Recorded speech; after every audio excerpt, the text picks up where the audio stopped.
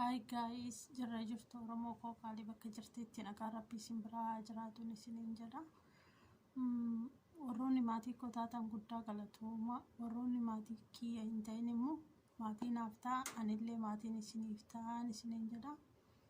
Yoo maatii kiyya taatan immoo mallattoon notificationaa all irra kaawwadhaadhaan isiniin jedha Oromoo kiyya. Akkasi akki biraa har'a waan lamaaf dhufe jechuudha. Wanni tokko dura dursee sabboontu galatoome.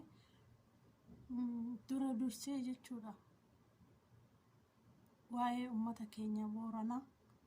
Uummata keenya waan qabnuun uummata keenya bira haa dhaabbannuun isiniin jedha. Dura dursee ammoo namni yeroomaaf nama gargaara. Rabbiin uummata keenya sanaaf nuuf haa roobuu, nuuf haa birmatuu fi isiniin jedha.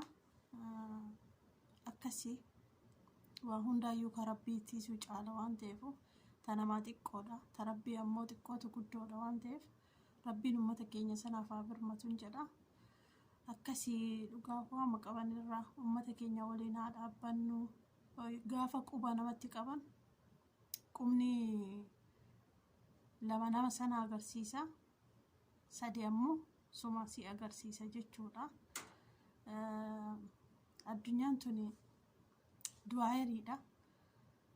Kanaafuu jennaan hundi keenyayyuu waliin haa dhaabbannu, uummata keenya yaa birmannuu fi isiniin jedha. Akkasii galatoomadha.